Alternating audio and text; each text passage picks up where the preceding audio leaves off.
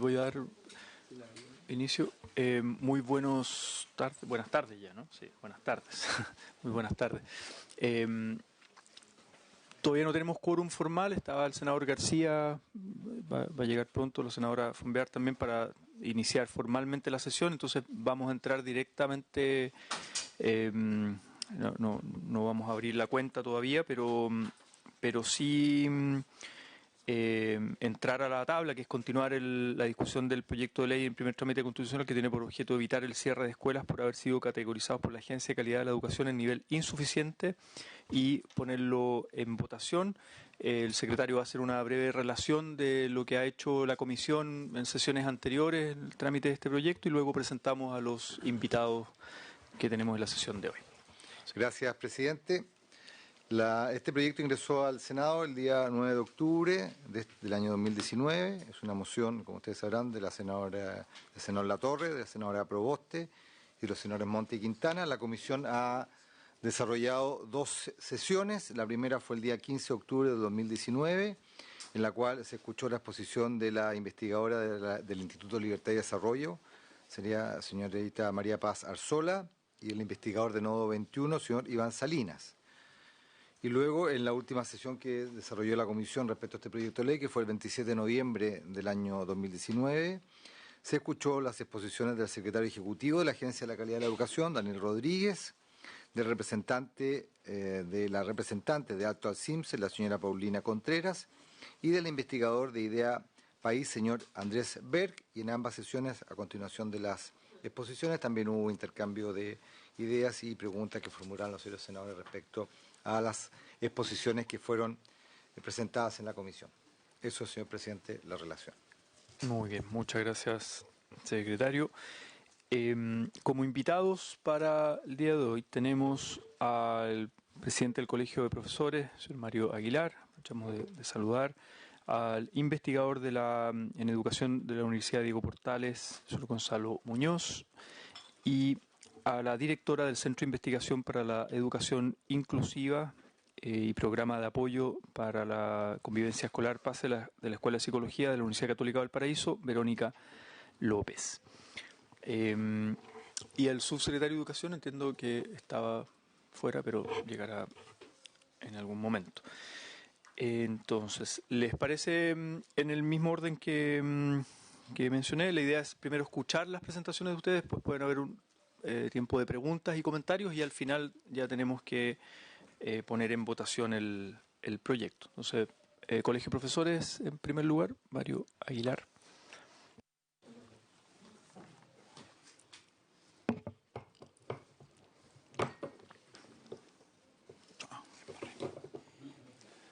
Muy bien, muy buenos días, señor presidente, y por su intermedio saludar a los senadores y senadoras que está presente. Bueno, agradecemos la invitación. Nosotros hemos sido, como Colegio de Profesores, probablemente una de las organizaciones que más ha cuestionado la ley vigente sobre aseguramiento de la calidad por muchos aspectos, pero este es uno de los que particularmente hemos manifestado muy claramente nuestro serio reparo a esta norma que permite en la ley 20.529, artículo 31, cerrar escuelas. Y voy a comenzar señalando la postura que tenemos como organización gremial respecto al proyecto de ley. Estamos absolutamente de acuerdo en que este proyecto de ley se pueda aprobar. Estamos absolutamente de acuerdo en que es una norma la actual que causa mucho daño y esto vendría en reparar parcialmente esa situación dañina, y voy a pasar a explicar. Pero nuestra postura es que esta ley sea aprobada en el más breve plazo, que tenga trámite rápido, ojalá, y por lo tanto pueda ser ley de la República lo más pronto posible, porque la situación que implica, la condición que genera en el sistema escolar es extremadamente dañina. Y paso a señalar que el sistema de aseguramiento de la calidad y la categorización de escuelas, como ustedes saben perfectamente, se basa en una ponderación de distintos factores, pero en donde el principal, dado el porcentaje que se le asigna, es el del rendimiento en la prueba SIMSE. La prueba SIMSE pondera un 67% de la evaluación que se hace de los colegios para su categorización. Y como bien sabemos, esta es una prueba que está absolutamente cuestionada hoy en día. Y voy a mencionar solo algunos aspectos. Nosotros tenemos un largo listado de motivos por los cuales, motivos técnicos, académicos, educacionales, pedagógicos, sociales, por los cuales creemos que esta es una muy mala prueba y que debe terminarse en Chile. Bueno, el carácter estandarizado, censal de la prueba SIMSE no considera las particularidades de cada realidad educativa ni la pertinencia cultural que deben tener los procesos educativos. Confunde evaluación con medición.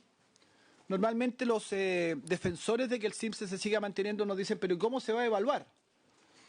Confundiendo, esta es una confusión técnica básica para los conocedores, pero en general en el sentido común se les tiende a asimilar evaluación con medición. Las evaluaciones son en general bastante más complejas que simplemente las mediciones. Sostiene una separación estructural entre aprendizaje y formación. Se sitúa el juicio evaluativo únicamente en el resultado, excluyendo del juicio evaluativo el proceso, y el proceso es muy importante en pedagogía, muy importante, tanto o más importante que el resultado, y sin embargo el SIMSE en lo absoluto considera aquello. No constituye una herramienta para retroalimentar el proceso pedagógico, dada la naturaleza de la información que se entrega. Esto también es un argumento que se suele dar. Bueno, pero es información útil para retroalimentar los procesos pedagógicos. Eso no es así. A los profesores el resultado del SIMSE no nos sirve de nada. Lo digo muy claramente. No entrega un resultado por estudiante, por ejemplo. No entrega un resultado en el tiempo en que podría ser oportuno. Si yo tengo un curso de cuarto básico que está haciendo su SIMSE y el resultado me llega cuando ya el curso ni siquiera está en el nivel, cuando el curso puede haber cambiado completamente, cuando es muy probablemente ya no lo tengo como profesor, ni siquiera, evidentemente son resultados que finalmente no tienen aplicación práctica al interior de la escuela. Entrega información en una lógica de comparación que refuerza la competencia, la creación de rankings y finalmente un ordenamiento del mercado educativo, pero que no tiene criterios pedagógicos. La lógica de entrenamiento, disociación formativa y descontextualización que provoca genera desmotivación a los propios estudiantes. Sostiene una expectativa de mejora a partir de una línea de base cuantitativa y lineal, sí, y esto es muy importante, sin considerar la variabilidad en la composición de los grupos de estudiantes de un año a otro en un determinado nivel de enseñanza. Yo quiero decir que cuando estamos diciendo que un colegio obtuvo durante una cantidad determinada de evaluaciones un mal resultado que justifica su cierre, hay que decir que ese resultado se está haciendo sobre la base de muestras diferentes. Son distintos cursos los que se están comparando. Por lo tanto, nosotros no podemos saber si ese colegio efectivamente ha mejorado, incluso bajo el supuesto, que nosotros lo cuestionamos, pero bajo el supuesto que el SIMSE midiera calidad de la educación. Nosotros no estamos de acuerdo con eso, pero hagamos solo para efectos del ejercicio la suposición de que le diéramos tal sentido. ¿Cómo podemos saber si un colegio mejoró o no en base a dos muestras que no son comparables una con otra? Porque son distintos grupos. Y esta cosa de la mejora continua como base en que se basa, en que se fundamenta todo el sistema de aseguramiento de la calidad, el concepto mejora continua está bastante reiterado dentro de la ley. Evidentemente es una cuestión absolutamente discutible, absolutamente fuera de lugar incluso, porque ¿cómo puede usted mejorar continuamente entre muestras que no son comparables? Es del ABC del asunto estadístico esto. Son grupos humanos distintos, son cursos distintos, en contextos distintos. ¿Cómo puede usted comparar Todos sabemos que el CIMSE 2019 finalmente estuvo bastante alterado, de hecho nosotros llamamos a no realizarlo, pero ¿cómo podría usted comparar los resultados del CIMSE realizado en el 2019 con un CIMSE realizado en años anteriores o en años posteriores, en contextos absolutamente distintos, con grupos humanos distintos, con la escuela en una situación distinta? Bueno, ya hemos dicho que la ponderación respecto a la evaluación es excesiva, un 67%, y las altas consecuencias que esto tiene significan que en la práctica los colegios, para poder sobrevivir o bien para ubicarse en el pináculo de los rankings según sea su realidad, la atención fundamental y casi exclusiva tienen que ponerla únicamente en el CIMSE. Porque es tan alta la ponderación en relación a todos los demás factores que usted cualquier esfuerzo que dedique a los otros factores no tendrá peso finalmente en el juicio evaluativo, que es decisivo para el funcionamiento de la escuela. Ya sea porque está intentando sobrevivir la escuela o ya sea porque está intentando escalar en este ranking que le otorga una serie de premios por parte del sistema según su resultado. Bueno, además está decir que esto genera un efecto negativo particularmente sobre la educación pública, que atiende mayoritariamente a los sectores más vulnerados. La correlación, está más que estudiado esto, la correlación directa entre resultados CIMSE y nivel socioeconómico de los estudiantes, que es una correlación dura, casi absoluta, la correlación que hay entre un factor y otro. Y quienes atienden a los sectores más vulnerables, que en esta correlación son los que obtienen menores rendimientos en el CIMSE, son las escuelas públicas. De hecho, de 218 escuelas en riesgo de cierre, 163 son públicas. El CIMSE genera un juicio completamente sesgado y reduccionista de la calidad educativa a partir de la consideración de dos asignaturas. Esencialmente se consideran dos asignaturas de carácter funcional, excluyendo la valoración de otras áreas del conocimiento. Bueno, tal como hemos planteado en múltiples ocasiones y en distintos espacios, como también lo han planteado diversos especialistas, nos parece completamente erróneo seguir asociando el resultado de la prueba CIMSE con la calidad de la educación. Es casi una aberración pedagógica seguir sosteniendo aquello. Lo que corresponde es más bien hablar de la profunda desigualdad educativa y de la total falta de pertinencia cultural, tanto de la política curricular como de los mecanismos de medición estandarizada con que se busca evaluar las escuelas. Bueno, después hay muchos datos respecto a las distancias que hay entre los niveles socioeconómicos, respecto a los resultados, hasta 82 puntos de diferencia pueden haber en los resultados del CIMSE según nivel socioeconómico. Está eso largamente estudiado.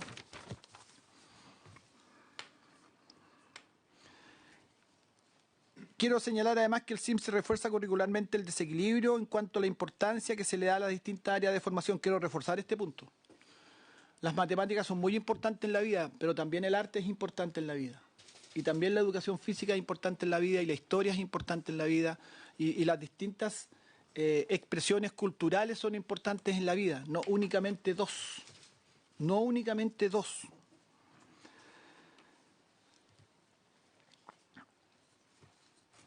La propia agencia de calidad genera un tipo de análisis que incentiva el aprendizaje para la medición, con especial énfasis en lo cognitivo funcional, en desmedro del desarrollo multidimensional de los sujetos. Esto también es muy importante. Unilateraliza la educación esta idea absurda de que el CIMSE igual calidad, resultado CIMSE igual calidad de la educación. Se genera un lenguaje que esconde los fines educativos amplios y los factores contextuales que explican los fenómenos educativos y refuerza la instrumentalización del espacio escolar, eludiendo de paso toda responsabilidad de la política educativa. Sería interesante que tuviéramos un CIMSE sobre la política educativa, que midiéramos la eficiencia de las políticas educativas. También la agencia ha apelado en otras ocasiones a la llamada falta de una mentalidad de crecimiento de los estudiantes. Ese concepto ha usado la agencia de calidad. Falta de mentalidad de crecimiento en los estudiantes, endosándoles una suerte de pereza mental que constituye una atribución completamente arbitraria e injustificada. La agencia de calidad fija además como parámetro para establecer el éxito en el rendimiento la consecución de estudios superiores. favor remitirse a los documentos de la Agencia de Calidad. Esto constituye una arbitrariedad de juicio muy grave,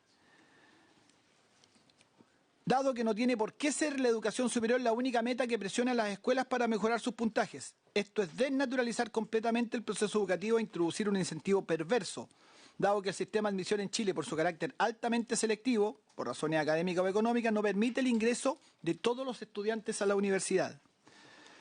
El problema de fondo es la lógica de estandarización y la total falta de pertinencia cultural de los saberes y la forma en que estos son evaluados.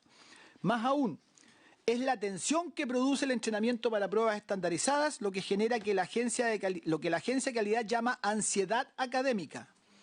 La presión por circunscribir el desempeño genera el efecto contrario al buscado en materia de rendimiento. La presión, la ansiedad, el estrés que generan las escuelas, el tema del resultado CIMSE, sería muy interesante que se hicieran investigaciones, creo que hay alguna al respecto. Efectivamente, estudios revelantes han señalado que el CIMSE no es un instrumento que permita medir la calidad de la educación. Me remito fundamentalmente al estudio de Flores en el año 2013. Y no evalúa aprendizajes globales en el sentido modelativo representacional, categorial y reflexivo, como lo han planteado autores como Piaget, Vygotsky, Brunner, Dewey, Pozo, Zavala, Astolfi, entre otros. Menos aquellos que se orientan a una formación para la vida, para el desarrollo socioindividual, la convivencia, el pensamiento crítico, el ejercicio de la ciudadanía. Se trata más bien de la medición de comportamientos condicionados, rutinizados, reducidos a un solo tipo de formato y completamente alejados de los contextos. En tal sentido, el rendimiento en este tipo de pruebas son un efecto de la totalidad de la experiencia socioeducativa y no representa en sí mismo el aprendizaje.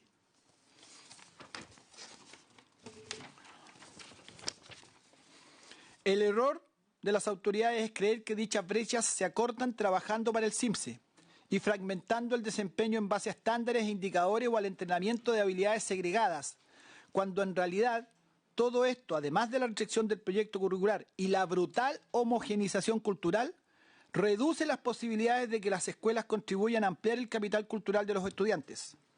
Vale decir, la presión que ejerce el CIMSE golpea de manera regresiva la razón fundamental que explica el alza o baja en los puntajes operatorios. Yo anticipo que probablemente el Ministerio de Educación, por su intermedio, presidente, saludo al subsecretario, aunque lo había saludado afuera, que está acá, es probable que el Ministerio de Educación argumente que está haciendo esfuerzos porque esas escuelas mejoren y salgan de la categoría de desempeño deficiente. Es probable que ese argumento se ponga aquí en la mesa. Pero yo quiero decir que lo que se está haciendo en estos momentos en esas escuelas es precisamente lo que dije recién. Un entrenamiento de habilidades segregadas, donde la escuela, ¿qué es lo que hace hoy día? ¿Qué es lo que hace hoy día una escuela que está categorizada en deficiente y que tiene una amenaza de cierre? Para salvarse está sometiendo a los estudiantes a un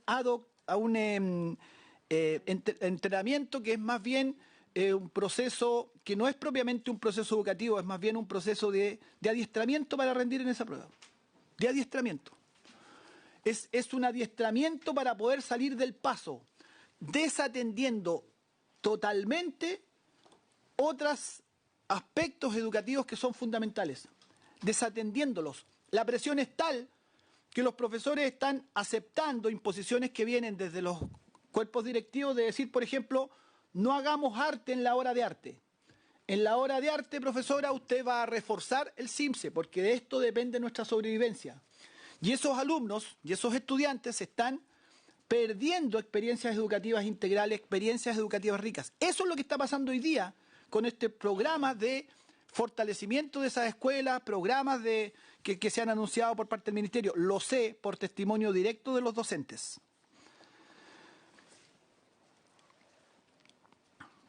Por lo tanto, la categoría de insatisfactorio que condena a las escuelas esconde un conjunto de problemáticas muy diversas y no da cuenta de la complejidad de la labor que realizan muchas escuelas en contextos de pobreza y marginalidad. No logra valorar el enorme esfuerzo y los importantes avances que realizan los miembros de las comunidades frente a necesidades y desafíos formativos de alta complejidad, que no están contemplados en la política de estandarización curricular y evaluativa. Constituye una verdadera hazaña educativa evitar que muchos estudiantes caigan en el consumo de drogas, la delincuencia, la violencia y la deserción. La ley no reconoce en toda la amplitud de ámbitos estos logros y no pondera adecuadamente su valor, ya que el conjunto de otros aspectos está ponderado en un 33% del total. Menos aún lo reconoce en relación con el contexto en que se producen. Para la legislación que busca asegurar la calidad, da igual a enfrentar dichos ámbitos en sectores ABC1 que en escuelas insertas en realidades de extrema pobreza. Esto último no constituye una dificultad superior ni una necesidad, tanto más urgente que resolver las exigencias de desempeño estandarizado que impone este sistema de aseguramiento de la calidad. Por lo tanto, frente a la amenaza de 163 escuelas públicas que están por cerrar, y respecto de eso quiero poner el ejemplo del Colegio Lorenzo Baeza de Rapa Nui, que ha obtenido resultados ineficientes durante 3 periodos consecutivos, lo cual, de acuerdo a esta normativa actual que se quiere modificar en este proyecto de ley, implicaría su cierre. 540 estudiantes tiene esa escuela, la única escuela básica que hay en Rapa Nui.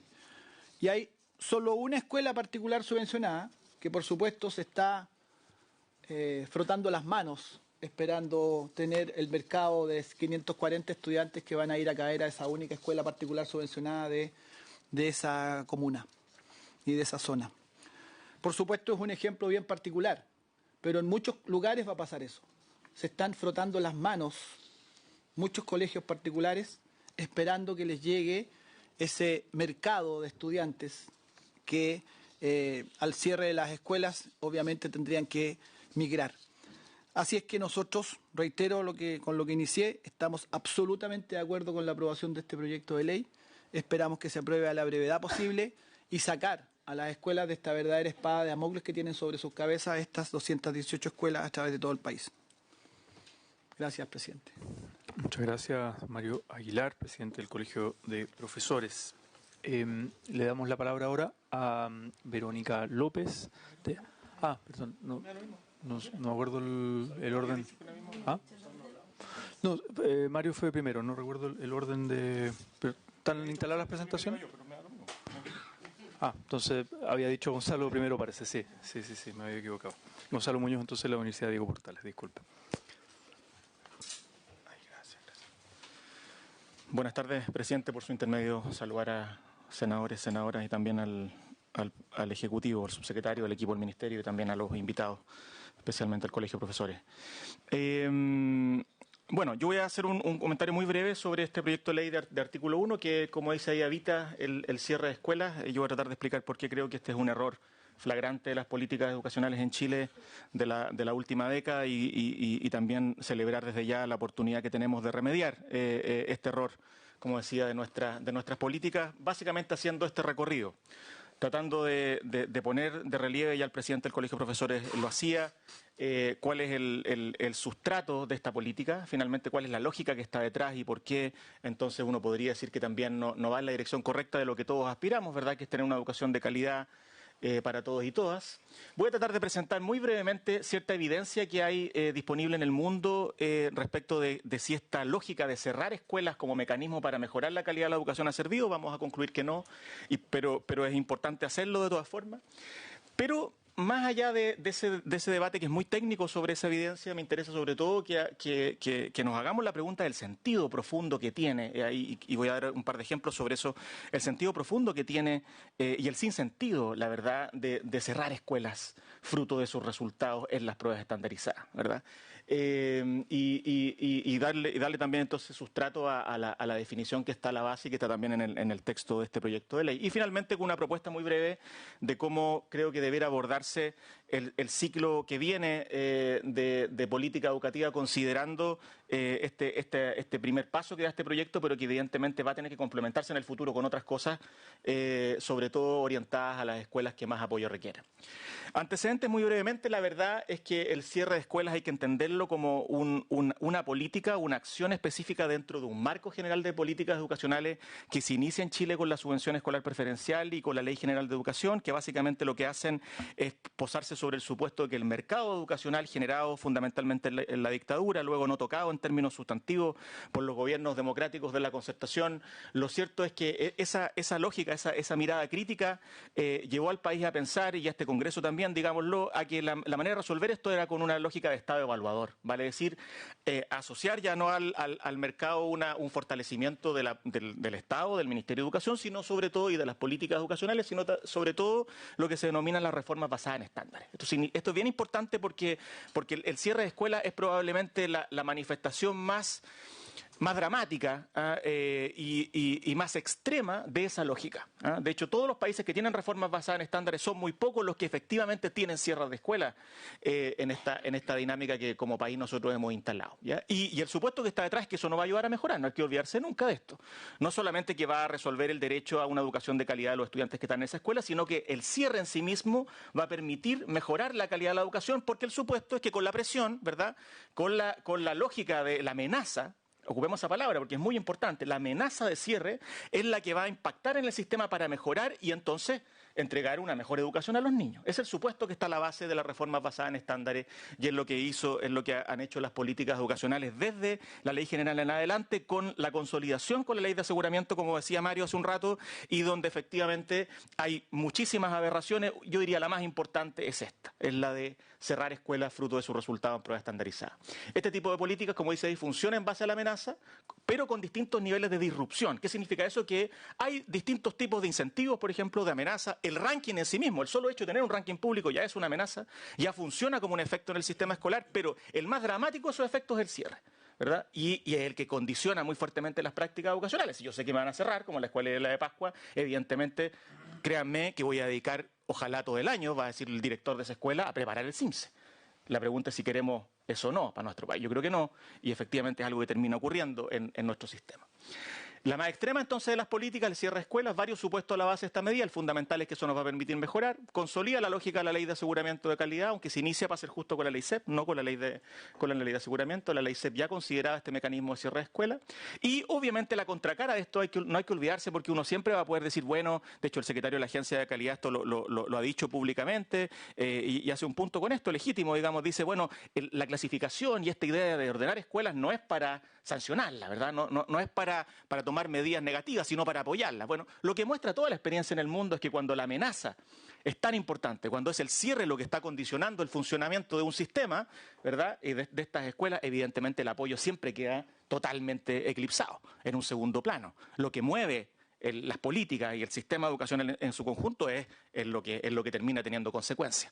Y esto no hay nada más importante como consecuencia que el posible cierre de una escuela. O sea, importante eso como antecedente. También es importante entender de que, y esto es un punto importante porque lo voy a retomar al final con una cuestión de la cual hay que hacerse cargo legalmente, en mi humilde opinión, a propósito de la promesa que hizo el Ejecutivo de resolver este hecho de que el CIMSE del 2019 fue en condiciones totalmente anómalas, como está pasando un poquito con la PSU también, desgraciadamente hoy día, ¿verdad? Pero esas condiciones anómalas, el gobierno ya ha dicho, no va a tener efectos en las escuelas, por lo tanto, y por eso hago mención a propósito de este gráfico que muestra básicamente que en realidad el primer grupo de escuelas, este es un gráfico del Ministerio de Educación, no es mío, el primer grupo de escuelas en realidad deberá cerrarse hacia fines del año 2021, en principio, pero con la promesa que ha hecho el Ejecutivo eso debiera modificarse en los plazos. Bueno, si es que esta ley se aprueba, no vamos a tener cierre de escuelas y eso sería una buena noticia. Pero es importante acordar este ciclo porque discutir y tomar una decisión final en este Congreso Nacional el año 2020 es una necesidad urgente, digamos, ¿eh? Tomar una decisión de cierre, digamos, o de fin de esta legislación o de esta parte de la legislación es muy importante. Y ahí esto es, como ustedes saben, porque lo que la ley establece es que luego de 4 clasificaciones, al 5.º año, vale decir entonces en régimen el 2021, es cuando estas escuelas deberán ser cerradas. ¿Qué es lo que nos muestra la evidencia hoy día? ¿Qué es lo que ha dicho el Ministerio, la Agencia de Calidad? A decir verdad, en las últimas semanas es que todavía hay un grupo de 120 escuelas, fundamentalmente, que son las que están esencialmente en riesgo de cierre.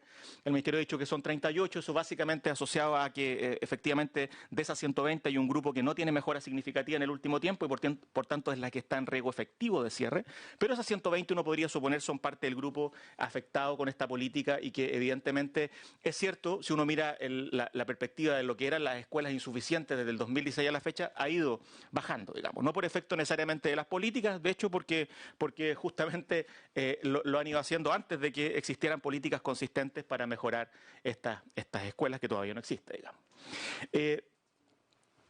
Evidencia. Yo acá hago un punto porque la verdad es que si uno quisiera hacer un debate en base a la evidencia de si el cierre de escuelas sirve, podríamos estar una mañana completa discutiendo en torno a esto. Yo creo que no es el punto central. El punto central es si tiene lógica cerrar, y ese va a ser mi punto, si tiene lógica política cerrar escuelas fruto de sus resultados. ¿Ya? Eso es como creo yo, es un debate ético, es un debate profundamente político de principios, ¿verdad? Sobre todo para las escuelas públicas, ¿verdad?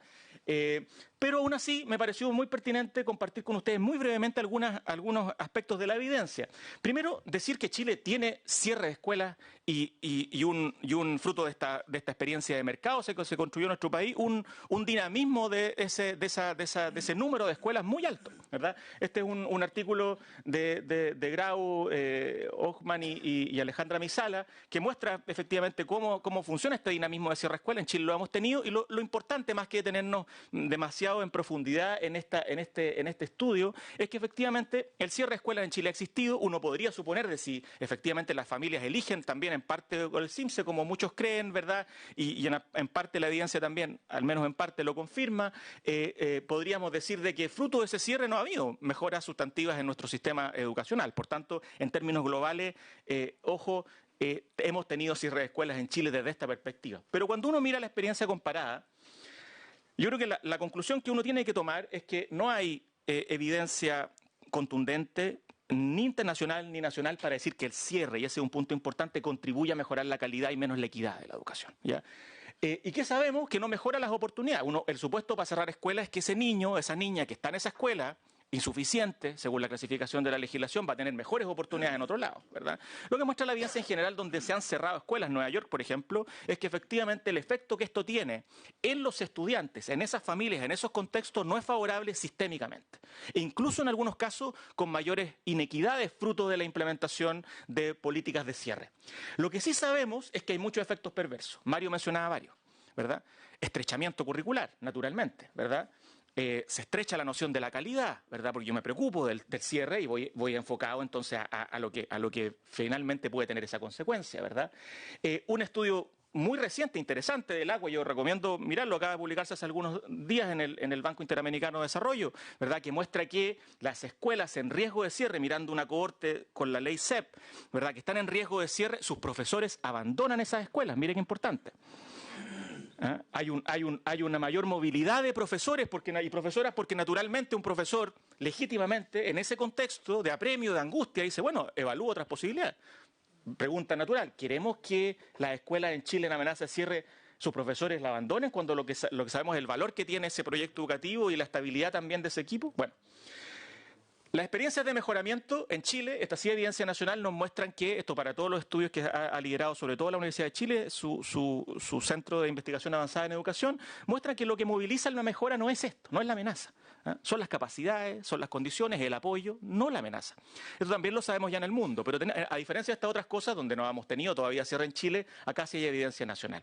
Y también sabemos que los programas estandarizados, como el que el Ministerio hoy día implementa, Escuelas Arriba se llama, ¿verdad? Son programas que en realidad no logran efectos sustentables por el tipo de lógica que está a su base.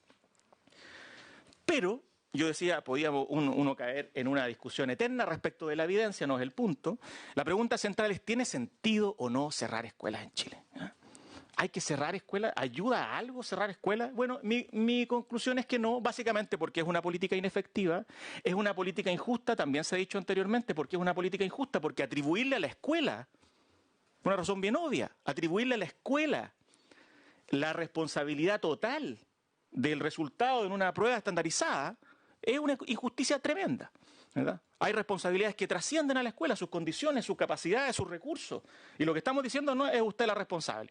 Eso no es una casualidad, es parte del diseño del sistema educativo que tenemos, que básicamente lo que hace es que apunta con el dedo y supone que esa lógica es la que va a ayudar a mejorar. Entonces, política inefectiva, política injusta, pero además con un profundo sinsentido. Yo pregunto, ¿nos vamos a proponer, por ejemplo, cerrar hospitales?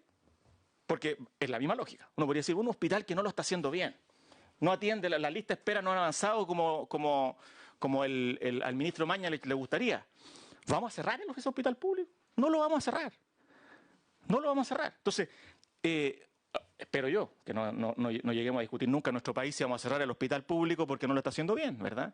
Entonces, la irracionalidad, porque esto es una política irracional, de creer que vamos a, fruto de entender que este derecho, el derecho a la educación, el bien en servicio público, lo vamos a someter a esta lógica, ¿verdad? Completamente irracional, burda, de decir, bueno, la amenaza del cierre creo que nos llevaría a una cuestión que de hecho es lo que hace que no tenga sentido debatir en torno a la evidencia. ¿Se entiende mi punto? Tiene que ver con un tema de principios, ¿verdad? Y hay una diferencia entre lo público y lo privado, a propósito del ejemplo de la de Pascua, porque evidentemente el Estado tiene el mandato de dar educación, porque ese sostenedor privado de Isla de Pascua hoy día se puede estar frotando las manos, pero en 2 años más se puede querer ir porque es voluntario tener una escuela privada. El Estado tiene el deber de estar en la Isla de Pascua y por tanto entonces no tiene ningún sentido cerrar escuelas públicas y privadas.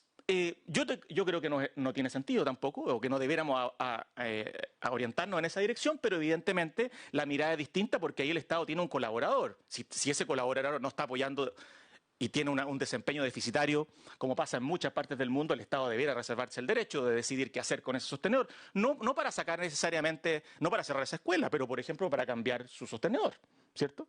Cuestiones obvias, ¿verdad? Entonces, la lógica, el sinsentido, por eso que pongo este ejemplo del hospital, que creo que es muy gráfico, ¿verdad? Me parece que es central para este debate y por eso que creo que es tan importante lo que este grupo de senadores y senadoras ha presentado como propuesta de dar este primer paso de evitar el cierre. Y por tanto, en mi opinión, la discusión debe centrarse en lo que importa, cómo desarrollamos capacidad en esa escuela, cómo las ayudamos a mejorar, cómo hacemos llegar a los mejores profesores y profesoras de esa escuela. Ese es el debate que el país debería tener en torno a esas 120 escuelas y a las 400 escuelas que más apoyo requieren en Chile, no si las cerramos o no, ¿verdad? Porque obviamente nos cambia el foco. Acuerdo transversal sobre esto. Yo que me di la tarea de buscar alguna cita, una de Jaime Belolio, sobre este punto, que reconoce que es un error, básicamente, de las políticas de aseguramiento de la calidad, creer que el cierre nos va a ayudar a mejorar. No los voy a leer en detalle porque creo que no viene al punto. También de Mario Blais, un estudio que nosotros hacemos en la UDP anualmente, donde le preguntamos a los directores opiniones sobre distintas cosas de las políticas educacionales. Dentro del sistema de aseguramiento, si bien hay una evaluación matizada sobre la agencia de calidad del sistema, esta política, lo que está marcado ahí, es una política criticada transversalmente por los profesores y también por los directivos escolares, también por los directores de escuela.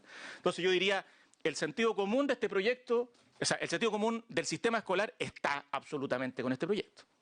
A propósito de esto. Cierro con un par de propuestas y recomendaciones. Yo tiendo a entender de que el valor de esta primera proposición que han hecho los senadores y senadoras para evitar el cierre de escuelas debiera entenderse como 2 pasos. Primero, evitar el cierre a toda costa, ¿verdad?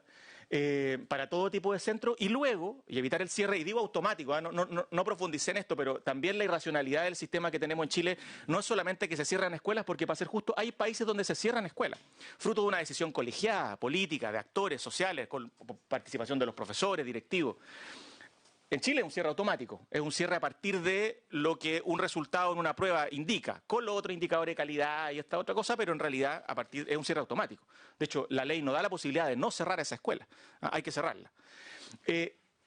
Entonces yo digo, derogar el cierre automático es una muy buena medida, pero hay que entender desde ya y mirarlo así en perspectiva de que hay que construir un plan serio que tiene medidas administrativas y también legislativas, creo yo, para efectivamente garantizar que las escuelas que más lo necesitan tengan apoyos garantizados. Esa debería ser la discusión de fondo. Primero, evitar el cierre, y en ese sentido creo que el proyecto va en la dirección correcta, evitar el cierre, derogar esa norma que garantiza el cierre de escuelas frente a ciertos resultados, pero luego, ojalá en los próximos años, debatir en torno a qué vamos a hacer, entonces también legalmente con estas escuelas. Ese plan debería considerar, en mi opinión, al menos esos mínimos, medidas especiales de apoyo, por ejemplo, equipos de apoyo adicionales. O sea, lo lógico sería que a esa escuela de Isla de Pascua lleváramos más equipos docentes y psicosociales, por ejemplo. evaluar su equipo directivo, por cierto. A lo mejor hay que hacer una reestructuración de su equipo directivo. A lo mejor hay que tener nuevas medidas de infraestructura y equipamiento. Atraer a los mejores docentes para que se vayan a esa escuela en Isla de Pascua. Ese debe ser el debate, ¿verdad? Más que cerrarla. Definición de una estrategia legal con consecuencias dirigidas también, correctamente dirigidas. Yo creo que es bueno que el sistema tenga algunas consecuencias, pero bien dirigidas hacia el sostenedor. En la nueva educación pública, si hay muchas escuelas insuficientes o con bajo resultado en distintas áreas, ¿verdad? Bueno, tiene que eso pesar sobre la evaluación del director de servicio local, pero no sobre esos niños, no sobre sus profesores, no sobre esos directivos. Y bueno, todo esto implica, obviamente, lo decía también Mario, una reformulación en serio del sistema de aseguramiento que además este Congreso ha estado debatiendo hace un tiempo, tanto acá como en la Cámara de Diputados. Y hago el punto también de que yo aprovecharía esta oportunidad preciosa que han abierto ustedes de no solamente evitar el cierre, sino colaborar con el Ejecutivo en concretar la promesa de que el CIMSE del 2019 no va a tener ninguna consecuencia, ¿verdad? Ya se ha dicho públicamente. El CIMSE 2019 debería ser algo así como un intersticio, ¿verdad?, de la evaluación. Si no hay cierre de escuela, debería ser menos problemático, pero aún aunque se evitara el cierre de escuela, yo creo que luego de aprobar este proyecto debiera evaluarse cómo se garantiza a través de un par de cambios de normas que no son muy complejas, que efectivamente el CIMSE 2019, perdón, no tenga ninguna consecuencia el 2020 para sus escuelas. Eso creo, así que gracias por el tiempo. Muchas gracias, Gonzalo Muñoz, investigador de la Universidad de Portal. Ahora sí, Verónica López, de la Universidad Católica de Valparaíso. Hola, muy buenos días. Bien. Yo quisiera presentarles alguna información, más datos, respecto de la caracterización de las escuelas que van a cerrar. La Agencia de Calidad recientemente presentó algunas características de las escuelas, escuelas que van a sufrir si es que, no se aprueba este proyecto, el cierre. Nosotros hicimos un análisis previo la semana anterior, antes que se presentaran porque de momento tenemos un PowerPoint con las 218 escuelas de básica y las de 195 de media que estarían en riesgo de cierre. Y luego quisiera presentar algunas implicancias, tanto del punto de vista teórico, político que señalaba Gonzalo, como del punto de vista también ético-moral que señalaba Mario Aguilar. Y por lo tanto, de alguna manera, mi presentación refrenda las presentaciones anteriores. ¿En qué sentido? Como señaló Gonzalo, la ley CEP y la ley de aseguramiento de la calidad de educación instalan no solamente la lógica de rendición de cuentas con altas consecuencias, porque hay otros modelos de rendición de cuentas. Nosotros mañana, el jueves y el viernes, en el Centro de Educación Inclusiva tenemos una escuela de verano con más de 100 participantes justamente sobre las políticas de rendición de cuentas y sus efectos. Y lo que estamos viendo ahí es que además de instalar la lógica, que eso tiene efectos tanto a nivel individual como en las escuelas y entre escuelas, lo que genera es un ambiente de política punitiva. Tal cual señala Gonzalo, se crea no solamente el cierre, sino la amenaza de cierre. Y la amenaza de cierre tiene consecuencias directas y genera estrategias activas, no necesariamente intencionales, pero sí reales, que realizan los profesores y los directivos para tratar de cumplir el estándar. Entonces, ¿por qué altas consecuencias? Porque en caso de incumplimiento de esos estándares, ya sea hay multas, como por ejemplo en el caso de la ley de violencia escolar, hay una multa para el establecimiento, o hay vergüenza cuando utilizamos el ranking, pero como señalaban, la consecuencia más directa y más drástica es el cierre de escuela, y eso es lo que tenemos en Chile. Entonces, en Chile, un bajo puntaje o una categoría insuficiente, que es lo que se traduce, genera como consecuencia el cierre de escuela. Y la pregunta aquí es, ¿son realmente responsables las escuelas? Porque en términos legales, oficiales, de hecho los decretos que acompañan la propia ley de Sistema de Aseguramiento de Calidad hablan de responsabilización. Y entiendo que el director de la Agencia Nacional también habla de la idea de que es necesario que las escuelas se hagan responsables de esto. Entonces, la pregunta que nosotros nos hacemos y que buscamos responder es, si son acaso realmente responsables las escuelas. Y antes de entrar en los análisis secundarios que hicimos, les quiero contar que en un análisis multinivel, que esos están pensados para pensarse el valor agregado, o sea, la idea de que la escuela puede agregar valor de manera adicional y compensatoria a el efecto de los factores externos, entre ellos el nivel socioeconómico, un poco lo que señalaba Mario, pero en términos estadísticos. Nosotros realizamos un estudio con datos del CIMSE, matemáticas, año 2015. Ahí lo que les puedo contar es bien drástico. El estudio lo hicimos para ver cuánto afecta y cuánto valor agregado aporta convivencia escolar. Pero para hacer eso necesitamos estudiar, bueno, cuánto aporta a nivel socioeconómico y cuánto aporta género, porque en matemáticas ustedes saben que hay una brecha de género además. Y los resultados son bien dramáticos. A nivel de la diferencia entre escuelas, la varianza explicada, es decir, la proporción, la diferencia entre una escuela con bajo puntaje y una escuela con alto puntaje es del 57%, es decir, el 57% de la varianza explicada es por el efecto de nivel socioeconómico y género conjuntamente. Eso no es responsabilidad de la escuela únicamente, porque la escuela no controla el nivel socioeconómico ni el género de los estudiantes. Entonces, cuando hablamos de responsabilización, nos tenemos que preguntar, bueno, ¿quién es responsable entonces del valor agregado de la escuela? ¿Cuánto agrega la escuela en esto? Un resultado adicional importante fue que muchos de los efectos también ocurren en las diferencias entre salas de clases, en la medida en que hay segregación intraescuela, es decir, que los directores y los profesores intencionalmente separan a los grupos cursos según los de mejor rendimiento, medio rendimiento, peor rendimiento. Y efectivamente eso tiene efectos en cómo le va al curso.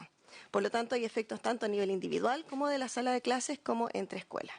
Y entonces, en ese contexto es que nosotros nos planteamos como hipótesis, bueno, ¿será aleatoria la distribución de aquellas escuelas que están en riesgo de cierre? Porque, claro, la hipótesis es que no, justamente porque la teoría señala que los efectos residuales, o como señala Berliner, los daños colaterales del efecto de los sistemas de rendición de cuentas recaen justamente en aquellas escuelas que atienden a los estudiantes de sectores de mayor pobreza. Son justamente ellos los que reciben como el mal mayor de las políticas de jerarquización, que finalmente es lo que hacen en estas políticas de altas consecuencias. Y entonces acá tenemos los resultados.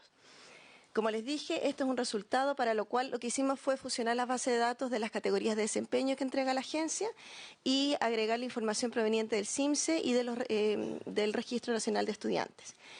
¿Y qué vemos? Que esas 218 escuelas que están en riesgo de cierre y que hoy día, la semana pasada, la agencia anunció que ya no son 218, sino que con los datos 2019 son 36, bueno, pero esas son 36 de las 218 y estos resultados los hicimos sobre la base de las 218. El 75% de ellas son escuelas municipales. Más del casi el 80% de ellas atienden a estudiantes cuyo grupo socioeconómico es medio bajo o bajo. ¿Por qué es más alto, medio, bajo que bajo? Porque en muchos casos las escuelas que atienden a mayor población de estudiantes bajos son escuelas que no tienen finalmente la categoría porque los alumnos no asisten, o sea, porque ocurren cosas el día del CIMSE. Son en un 96% escuelas que están ubicadas en sectores urbanos. Respecto a la situación de migrantes, son escuelas donde el 89% atiende a estudiantes en situación de migración.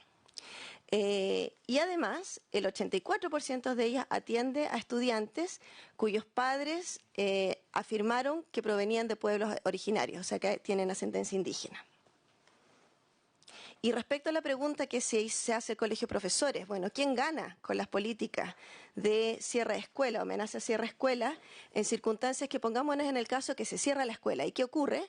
Bueno, efectivamente, en las 218 escuelas que tienen la más alta probabilidad de riesgo de cierre, porque tuvieron tanto el 2016, 2017 y 2018 categoría insuficiente, son escuelas que están ubicadas en sectores donde el 60% de la matrícula son escuelas particular subvencionadas. O sea, tal como dice Mario Aguilar, quien ganaría aquí es el sector particular subvencionado, que sería quien atraería a estos estudiantes. En conclusión, Esas 218 escuelas, que hoy día serían 36, se caracterizan por ser escuelas municipales, urbanas, que atienden a los estudiantes más pobres, migrantes y o pertenecientes a pueblos originarios. Es decir, no es una distribución aleatoria, no es que al azar y según la calidad de la instrucción, la calidad de la educación de la escuela, esas escuelas van a quedar distribuidas en las distintas categorías. No es así. Si ya sabíamos, un poco estos datos lo reafirman, pero la literatura internacional ya demuestra que son justamente las escuelas que atienden a estudiantes en sectores de mayor pobreza, con las mochilas más pesadas respecto de lo que la pedagogía crítica, la teoría de reproducción cultural habla del hábitus, ¿no? Esa idea de que cuánta es la distancia entre la escuela y sus normas y el capital cultural que traen los estudiantes, que simplemente se distancia mucho de las normas, de la manera de estar en la escuela. Son justamente cada una de esas características denomina distintas formas de exclusión, no solamente escolar, sino de exclusión del sistema social, de la sociedad en general. Y que entonces recaen como una gran mochila sobre las escuelas que se tienen que hacer responsables. Y ahí la pregunta es, ¿quién es responsable? Porque finalmente esto es consecuencia de la segregación que tenemos al interior de nuestro sistema educativo, toda vez que no hemos sido capaces aún de generar las oportunidades equitativas para todos los estudiantes, independiente de su condición de nivel socioeconómico, de situación de migración, de pueblos originarios, de discapacidad. No lo puse acá, pero en el texto que acompaña esta presentación, el 28% de esas escuelas además tienen PIE. O sea, estamos hablando de las escuelas que atienden a los niños que al resto de la escuela les cuesta más enseñar. Y a ellas les pedimos hacerse responsables de todo el proceso, mientras las otras un poco se lavan las manos porque, claro, hasta ahora, hasta ustedes saben, ¿no? Ley de inclusión, podían seleccionar, ya no pueden seleccionar, pero hay un montón de estrategias activas que todavía los establecimientos utilizan para tratar de sacarse encima a los estudiantes más difíciles. En enseñanza media que ocurre algo parecido. El 61%, ahora, los datos de media son de 2 años, 2017-2018, ahora serían de 3, pero estos con datos de los 2 años, el 61% son escuelas municipales, cerca del 80% nuevamente pertenecen a nivel medio bajo y bajo, el 98% son escuelas urbanas, nuevamente el 94% atiende a estudiantes en situación de migración, el 86% con ascendencia y aquí también digamos que la oferta educativa disponible es mayoritariamente particular subvencionada y particular pagada. En consecuencia, en la enseñanza media nuevamente se caracteriza por ser escuelas municipales, urbanas que atienden a estudiantes más pobres, inmigrantes y pertenecientes a pueblos originarios. La situación es menos drástica, si quieres, en media, es mucho más dura, más tajante en educación básica que en media, pero las características son las mismas. Y por lo tanto, esto nos habla de lo que algunos investigadores como Susan Gannon en Australia hablan de la jerarquización y los efectos residuales. Es decir, la idea de una globalización, porque esto no es solamente una política chilena ni América Latina, esto es una tendencia global. Y lo que se sabe de esto es que en realidad esas pruebas estandarizadas con altas consecuencias generan regímenes de verdad en donde se jerarquizan las escuelas y, ojo, se jerarquizan también los sistemas escolares. Entonces, PISA también jerarquiza a los países en función de esto. Y el tema es, nuevamente, que en realidad tiene mucho más que ver con el capital cultural y el nivel socioeconómico, el rendimiento que se tanto dentro de la escuela como entre países. Y una de esas consecuencias es la mercantilización de la educación, donde las escuelas son cada vez más jerarquizadas, con efectos residuales en algunas escuelas, normalmente aquellas que atienden a los estudiantes más pobres. Hecho ese punto de que la distribución no es aleatoria y por tanto no podemos responsabilizar exclusivamente y totalmente a las escuelas por algo que en realidad se explica en un 57% por el nivel socioeconómico género. Por ejemplo, en el caso de matemáticas, si a eso le agregamos el rendimiento previo del estudiante en la prueba CIMSE anterior, ese porcentaje de varianza explicada aumentaba al 80%. O sea, 80% de la varianza tiene que ver con cosas que no dependen exclusivamente de lo que hace el profesor. Y entonces, claro, hay efectos de las políticas de rendición de cuentas que es necesario tomar en cuenta, y Gonzalo ya los mencionó, como la estrechez del currículum, que se acota, que se reduce a lo medible, bueno, al entrenamiento en la prueba CIMSE. Hay algunos efectos que se han visto en Chile, por ejemplo, Oyarzún y Soto dan cuenta de la suerte como de checklist, ¿cierto? Como una cultura de checklist que cumplimos la norma para evitar la multa, para evitar la sanción, y que, bueno, esto ha disminuido efectivamente el número de transgresiones a la norma fiscalizado por superintendencia, pero eso también tiene efectos sobre la cultura de mejora de las escuelas, para bien y para mal. Algunas tensiones que vemos respecto a las posibilidades del cierre de las escuelas. Son básicamente tres que quisiera compartir con ustedes. La primera tiene que ver con concepción de la calidad de educación, que es algo muy parecido a lo que señalaba el presidente del Colegio de Profesores. La segunda, hay algunas implicancias más psicosociales respecto al cierre de escuelas, que son estudios de investigadores de Chile que ya han estudiado esto. Y también quisiera referirme por último a las políticas de apoyo que refrenda el actual Ministerio de Educación como una de las explicaciones de la disminución de las 218 escuelas a las 36. Como señala Mario Aguilar, hay una idea detrás de la concepción de una calidad educativa o de una evaluación integral que es y no es, porque si bien incorpora los IDPS, todos sabemos que en realidad el CIMSE, específicamente los estándares de desempeño, pesan el 67% de ese porcentaje de 100, y que para el caso del cierre de escuelas en realidad ahí se quitan los IDPS. Entonces, realmente, para esta discusión estamos hablando de CIMSE y específicamente estamos hablando de la proporción de estudiantes que está ubicado en la categoría más baja del estándar de desempeño. Y esto es importante considerar porque no solo hay diferencias entre escuelas, sino que hay diferencias intraescuelas. Y entonces son esos estudiantes, justamente, probablemente, los que son inmigrantes, los que vienen por el originario, los que tienen discapacidad, y son esos estudiantes que la escuela tiene que lograr mejorar. Pero ¿cómo logra mejorar? Bueno, muchas veces abandonando el barco, como señala Gonzalo, tratando de sacarlos de ese barco, expulsarlos. Y eso tiene consecuencias enormes, porque son los estudiantes más difíciles de enseñar y son los estudiantes que el resto de las escuelas no quiere. Entonces, ¿qué vamos a hacer? Es una responsabilidad ética. Otro tema importante que menciona la Agencia de Calidad en su última difusión de la semana pasada, respecto de las trayectorias de desempeño. Ellos nos hablan de trayectorias de mejoramiento, no de mejora continua.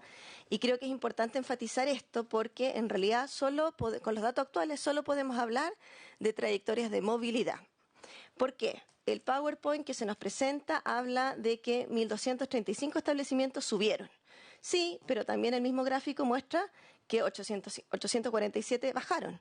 O sea, que mientras el 22% mejoraron, el 15% de las escuelas en Chile empeoraron. No podemos decir entonces que acá hay una política de mejoramiento continuo para todos los establecimientos. A lo más podemos decir que hay trayectorias de movilidad. Sí, efectivamente algunas suben, pero también otras bajan. Y otro tema importante. Esto aparece también en la última PowerPoint de la agencia, es conocido, es de conocimiento público, que la manera de generar la categoría de desempeño es en tres fases, ¿cierto? O sea, primero se toma en cuenta los estándares de aprendizaje, más los indicadores de desarrollo personal y social, que luego se ajustan de acuerdo a las características del contexto para ubicarlos en esas cuatro categorías. Lo que no está claro en términos, para los investigadores a lo menos, es cuál es el cálculo específico de esos criterios de ajuste. Porque como sabemos, cuando se modifican el cálculo, por ejemplo, para medir la pobreza, y decimos la pobreza disminuyó, ojo, porque ese cálculo tiene que ser igual año a año para que sea comparable. Entonces, como es opaco, en el sentido de que no es público, no sabemos realmente si es que, por ejemplo, un programa específico de apoyo, como es escuelas arriba, es realmente como adjudicable, adjudiciario de el efecto de esa mejora. ¿Me siguen? O sea, y acá hay un punto importante que debería considerar, digamos, el poder, el Parlamento, para dar mayor transparencia en la manera en que efectivamente se calcula. Porque no es para nada menor y no da lo mismo poder decir y que cualquier gobierno pueda asegurar que la política ha mejorado o ha empeorado si es que no es transparente este cálculo. Algunas implicancias sociales del cierre de la escuela. Carmen Gloria Núñez y su equipo de investigación desde hace más de 5 años han venido estudiando cuáles son los efectos del cierre de las escuelas rurales. Y los efectos son dramáticos, en el sentido de que cuando se cierra una escuela, se cierra una comunidad. De hecho, muchas veces las comunidades rurales desaparecen, se van. Eso uno puede decir, pero no es así en las escuelas urbanas, y de hecho estas escuelas, el 90 y tanto % eran urbanas, pero igual afecta la cohesión social de la escuela. Fíjense que la ley CEP, por ejemplo, el CIE ha logrado demostrar que hay efectos positivos de la ley CEP respecto del rendimiento, pero ojo, eso es a nivel individual de algunos estudiantes que van mejorando porque se cambian a escuelas, entre comillas, mejores. Pero ¿qué pasa con la otra escuela? Estas son las otras esas escuelas se quedan con los efectos residuales, con los estudiantes que el resto de las escuelas no quiere. Entonces, como gobierno y como Estado, la pregunta es cómo nos hacemos cargo éticamente de apoyar a esas escuelas y no de hacerlas responsables por algo que es un fracaso de la sociedad en conjunto. La experiencia en lo común no es transferible a otra escuela. El acceso a otros establecimientos no necesariamente asegura calidad de los aprendizajes, implica de todos modos la pérdida de capital social acumulado en la escuela de origen, sobre todo para aquellos estudiantes dentro de la escuela que tienen mayor mochila en términos de mayor distancia de su capital social y cultural. Y eso es muy importante, porque sí, puede que algunos otros niños se vayan a otras escuelas, pero ¿quiénes son esos otros niños? Van a ser los niños que ya tenían más ventajas respecto del resto de sus compañeros de curso. ¿Y qué va a pasar con esos otros niños? Entran en las trayectorias de deserción. Por lo tanto, en relación al programa Escuelas Arriba, un poco la pregunta que nos hacemos es esta, ¿no? Si es posible atribuir el éxito de la disminución del número de escuelas insuficientes en enseñanza básica al programa focalizado Escuelas Arriba, toda vez que la fórmula específica de cálculo anual todavía no es transparente y debiera transparentarse. Por lo tanto, no es posible saber si es comparable año a año.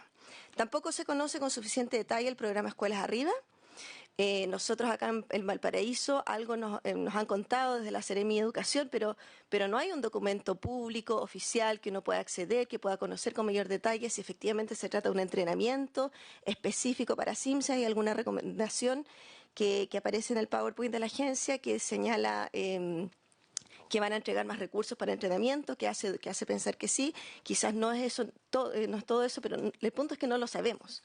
Entonces, tanto la sociedad civil como el mundo académico debiera poder conocer con mayor detalle tanto las características de ese programa como las características de su diseño y los resultados de su evaluación. Y acá recuerdo a todos algunos comentarios en Twitter cuando el Ministerio de Educación señalaba los efectos positivos del programa y muchos investigadores le señalaron que no es posible todavía, ojalá fuese eso así, realmente, pero no es posible señalar que eso se debe a un programa cuyos resultados de evaluación de impacto no son conocidos, no son públicos. Y entonces, eso nos lleva al último tema, que son las políticas de apoyo a la escuela. El gobierno actual ha señalado que, a diferencia de los gobiernos anteriores, este ha sido el único y primer gobierno que se ha hecho cargo de lo que mandata la ley, de que las escuelas en categoría insuficiente deban recibir apoyos específicos. Y yo pienso que eso es así. En tanto, me parece que el entendimiento de la ley SAC respecto de los apoyos es como que la agencia entregaba los apoyos a través de las visitas, y con eso estábamos. Pero en realidad no es así, porque efectivamente una de las grandes preguntas es cómo apoyamos a la escuela. Si vamos a generar información que va a ser pública o no respecto de cómo van las escuelas, ¿para qué hacerlo si no es para apoyarlas? Porque si es para cerrarlas, genera todas las consecuencias y todos los efectos que ya vimos y que David Berliner caracteriza como la corrupción del sistema escolar y la corrupción de los profesores. Pero si lo hacemos como estrategia de apoyo, que es lo que está señalando el actual director de la Agencia de Calidad, tenemos que considerar que en Chile y a nivel histórico nos ha costado mucho poder avanzar en unas políticas de apoyo focalizados. Tanto las ATES como los supervisores de PROF tienen serias dificultades en esta materia, que ya hay literatura y evidencia que demuestran que así es. Por una parte, las ATES más centradas en el fondo, cumplir con el entrenamiento para el CIMSE, y los de PROF mucho más focalizados en la cobertura curricular y en la presión que reciben también los profesores porque tienen que pasar currículum. Y entonces la pregunta es, ¿qué que la amenaza de cierre no sirve entonces para potenciar procesos de mejora, pues, sino que favorece prácticas de entrenamiento, cuál es la responsabilidad del Estado, que el cierre de las escuelas atenta fundamentalmente contra el principio de inclusión del sistema educativo, en tanto pone en riesgo las trayectorias educativas de los niños, niñas y adolescentes, pero también pone en riesgo la existencia misma de las escuelas que atienden a los estudiantes con mayor riesgo y que hasta que no avance la ley de inclusión y no se genere una redistribución de los niños, vamos a seguir viviendo esos efectos. Debilita la cohesión social de la escuela y con ella el potencial transformador de la escuela como institución social. Termino con algunas recomendaciones. Mantener un sistema de información que permita dirigir apoyo focalizado. En este sentido, me parece que el contar con información disponible, ojalá además oportuna, que se entregue oportunamente a los directivos, es algo positivo. Potenciar sistemas de apoyo focalizado a escuelas de bajo rendimiento, pero transparentar el cálculo específico anual de esas categorías de desempeño y modificar, por cierto, la ley SAC, eliminando la política de cierre de escuelas, y en ese sentido me parece del todo correcto el proyecto de ley que hoy día se está discutiendo, pero luego vienen preguntas más de fondo respecto de la ley SAC en sí como política de rendición de cuentas con altas consecuencias para las escuelas. Muchas gracias. Muy bien, muchas gracias Verónica López de la Universidad Católica de Valparaíso. Por último, hoy día estamos citados a votar en general y luego hay un par de indicaciones en particular. Entonces falta la intervención del subsecretario de Educación, Raúl Figueroa. Gracias, presidente. Bueno, saludarlos y agradecer las intervenciones de los invitados, que ciertamente son muy interesantes y una de las cosas interesantes de estas intervenciones es que precisamente se ha expuesto de una multiplicidad de temas bastante más amplios que lo que específicamente trata este proyecto de ley. Además de decir, el proyecto trata, desde el punto de vista de una cuestión bien específica, que si acaso se mantiene o no se mantiene la consecuencia del cierre de escuelas en el evento de que estén ordenadas reiteradamente en la categoría insuficiente. Y las presentaciones que acá hemos escuchado, uno podría a lo mejor, siempre con el riesgo de equivocarse, pero uno podría clasificarlas, digamos, en distintos ámbitos que exceden con mucho el objetivo específico del proyecto, lo que obviamente no desmerece las intervenciones, sino que da cuenta de un debate bastante más amplio y más complejo. Y uno podría separar varias cosas. Primero, lamentablemente llegué un poquito tarde a la presentación de Mario Aguilar, pero alcancé a escucharla casi en su totalidad. Y en definitiva se refirió fundamentalmente al CIMSE y a los efectos del CIMSE en el sistema escolar. Cuestión que obviamente es muy debatible. Yo, como anticipó el propio presidente del colegio, no estoy necesariamente de acuerdo con todos los argumentos que él aquí ha planteado, pero en lo que se refiere a este proyecto de ley es interesante rápidamente hacer una distinción. El sistema de aseguramiento de la calidad, lo que hizo, y la ley que lo consagra, fue precisamente utilizar la herramienta del CIMSE y darle incorporarla a esa herramienta una serie de adecuaciones que permiten ofrecer al sistema un mecanismo de información diferente, bastante más complejo que lo que el CIMSE propiamente tal genera y hace. De hecho, la profesora se refirió al final en su intervención. El sistema de aseguramiento de la calidad, si bien considera el CIMSE, está centrado en una serie de estándares de aprendizaje o estándares indicativos de desempeño que, en el caso de los estándares de aprendizaje, consideran el CIMSE, pero lo corrigen por nivel socioeconómico de los alumnos, además de una otra incorporación adicional que son los indicadores de desarrollo personal y social, los otros indicadores de calidad, que es lo que da el resultado final de la ordenación de los establecimientos. Por lo tanto, abordar este proyecto de ley sobre una mirada, a mi juicio, más bien estrecha de las características específicas del CIMSE, yo creo que no es que sea un error, porque obviamente el CIMSE se considera, pero no es lo suficientemente completo como para poder abordar esta discusión, porque el sistema de aseguramiento de la calidad es precisamente una cuestión más compleja que el mero CIMSE. De hecho, lo planteó Gonzalo Muñoz, el primer esfuerzo que se hizo en términos legislativos en Chile para tener un sistema asociado a ciertas consecuencias y a ciertos impulsos, no fue el sistema de aseguramiento de la calidad, sino que fue la subvención escolar preferencial. Y que uno de los defectos que tenía precisamente la SEP es que movilizaba el sistema exclusivamente sobre la base del CIMSE y no de una lógica un poco más compleja, como sí lo hace el sistema de aseguramiento de la calidad. Por supuesto, yo con esto no quiero decir que el debate no sea válido, al contrario, es muy válido y hay cosas interesantes que se pueden recoger, pero creo que es bueno ir contextualizando en qué pie está hoy día el país en materia de su sistema, que es, por definición, más complejo que la mera utilización del CIMSE para poder evaluar los establecimientos. Una segunda cuestión que uno podría tomar de las presentaciones que se han hecho, que yo creo que también es muy interesante, es un debate de fondo, que yo creo que es tremendamente interesante que se dé y al cual en general le hemos hecho el quite en el país.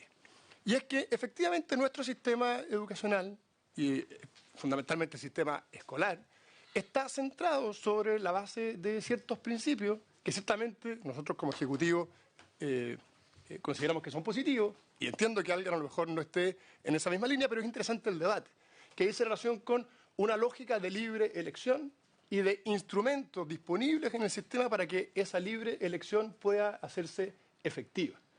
Entonces, a veces se usan otros términos para referirse a ese sistema, entonces se habla de un sistema mercantilizado, pero en la práctica de lo que estamos hablando es que efectivamente Chile tiene un sistema escolar basado en la libre elección y que tiene instrumentos que son útiles para que ese sistema de libre elección pueda efectivamente llevarse a cabo y consolidarse. La subvención es uno de esos instrumentos. La información disponible es otro de esos instrumentos. La ausencia de restricciones a la hora de poder efectivamente optar por un colegio u otro, me refiero, por ejemplo, a restricciones territoriales. Hay sistemas que no permiten acceder a establecimientos públicos más allá de la frontera de un determinado distrito o de un determinado territorio. Chile no tiene esa restricción, por lo tanto, lo que tenemos en Chile es sí, efectivamente, un sistema basado en la libre elección que tiene instrumentos legales, normativos, que facilitan y promueven esa libre elección. Algunos podremos estar muy a favor de ese sistema, otros podrán estar más bien en contra, pero creo que es interesante despejar el verdadero debate que hay detrás. Y por eso insisto que son interesantes las presentaciones, que como a raíz de un proyecto que es bastante más específico o acotado, en definitiva lo que empieza a traslucir es un debate mucho más amplio, que yo creo que es muy interesante que se dé, porque en definitiva a veces se empieza a legislar sobre la base de pequeños cortes y se olvida la mirada general, que yo creo que es muy relevante. Y por tanto, y ahí voy cayendo al tema ya específico de este proyecto, presidente. Yo creo que hay ciertas dicotomías que se plantean respecto de la lógica del sistema de aseguramiento de la calidad que no son necesariamente, que son dicotomías un poco forzadas. El sistema, a mi entender, no está centrado en el cierre de escuelas. El cierre de escuelas no es la esencia del sistema de aseguramiento de la calidad. Está muy lejos de ser el cierre de escuelas la esencia del sistema. Y pretender que es el cierre el que moviliza el sistema escolar, yo creo que es un error. No estoy diciendo, para que no se malinterprete, que la posibilidad de que se cierren sea un error. Como lo voy a decir y lo anticipo, considero que en casos excepcionales un eventual cierre de escuelas, si se da en ciertas condiciones, es algo que tiene espacio en el sistema. Pero considerar que el cierre es la principal fuerza que moviliza el sistema escolar bajo la estructura de nuestro sistema de aseguramiento de la calidad, yo creo que es una interpretación equivocada. Lo que moviliza el sistema de aseguramiento de la calidad es precisamente la posibilidad de, por un lado, orientar a los establecimientos, que es lo que hace fundamentalmente la agencia a través de los estándares indicativos de desempeño. Por otro lado, evaluar a los establecimientos, ¿para qué? Porque le pone un rasgo específico a los aprendizajes, son los estándares de aprendizaje los que se evalúan, y son esos estándares de aprendizaje los que movilizan la mejora dentro de cada establecimiento. Y son los cuyos resultados se ponen a disposición de la familia, porque en una lógica de libre elección, esos resultados son muy relevantes. Y se presentan de una manera que apunta, y por supuesto, como todo, es muy perfectible, a eliminar los sesgos en la interpretación de esos resultados. Por eso es que se corrigen los resultados por el nivel socioeconómico de los alumnos. Y eso, lo planteaba la profesora, que eso está establecido de una manera opaca, decía en la legislación. La verdad que eso está en un decreto, el decreto 17 del año 2014, donde se establece con claridad cuál es la fórmula que se utiliza para hacer ese control por nivel socioeconómico en cada establecimiento acorde a los resultados que se entregan.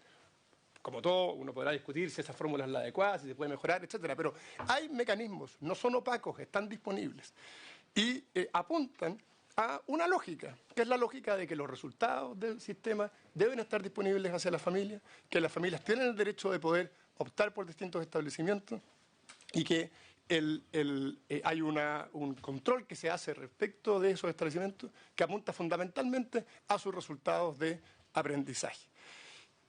Y a mi juicio, entonces, insisto, el cierre de escuelas no es la esencia del sistema de aseguramiento de la calidad, sino que la esencia es la información, la orientación y el foco en los resultados y, desde el punto de vista del Ministerio de Educación, el apoyo que se le entrega a las escuelas que están en estas categorías con resultados insuficientes.